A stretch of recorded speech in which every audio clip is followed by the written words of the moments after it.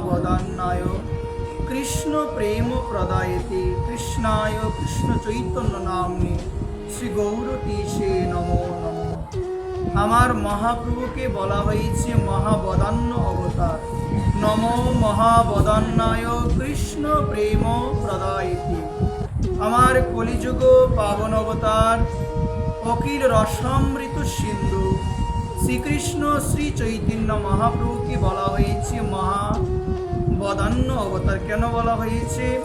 শাস্ত্র বলছেন অনর্পিতং চরিং চিরাত করুণা অবতীর্ণ কুরু। বলছেন দীর্ঘকাল যে বস্তুটি কোনো কালে দান করা হয় নাই, সেই বস্তুটি দান করার জন্য আমার কলিযুগ পাবন অবতার শ্রীকৃষ্ণ চৈতন্য মহাপ্রভু এই কলিযুগের মধ্যে তিনি অবতীর্ণ হয়েছেন।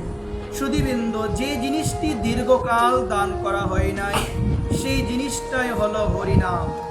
গোলকেরও প্রেমদন হরিনাম সংকীর্তন। সেই প্রেমদন দান করার জন্য দীর্ঘকাল সত্য ত্রেতা দাপর যে 3 যুগের মধ্যে মহাপ্রভু সেই প্রেমদন দান করে না, একমাত্র কলিযুগের মধ্যে নম মহাবদান্নায় কৃষ্ণ প্রেম প্রদায়তে তিনি কৃষ্ণ প্রেম প্রদান করার জন্য, কৃষ্ণ প্রেম দান করার জন্য তিনি এই কলিযুগে কলিহত জীবদের উদ্ধার করার জন্য তিনি অবতীর্ণ হয়েছেন, প্রকটিত হয়েছেন শচী গর্ভ সিন্ধু হতে। জয় জয় শ্রীরাম।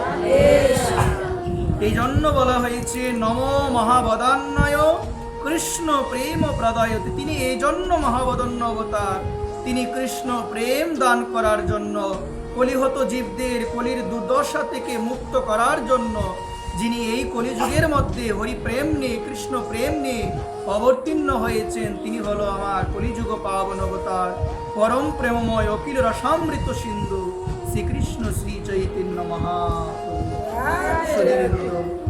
এই জন্য মহাপ্রভুর সেই প্রেমকে জগতে যে দান করে, ভগবানের কথাকে যে দান করে, ভগবানের কথা যে একে অপরের মধ্যে আলোচনা করে, শাস্ত্রবাণী আমাদের শুনিয়েছেন জগতে তার মতো শ্রেষ্ঠ দাতা কেউ আর হতে পারে না। এই জন্য আমাদের ভাগবত বললেন তব কথামৃত তত্ত্ব জীবন।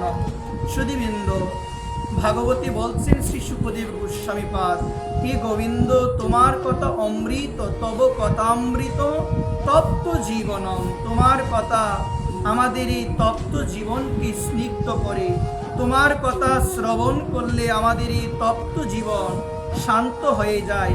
এই জন্য ভাগবত বলছেন তব কথামৃত তত্ত্ব জীবনম কবি বীর ঋতম কলমশপহম। এই ভাগবত কথা যে নিষ্ঠা সহকারে শ্রবণ করে, এই ভাগবত বাণী যে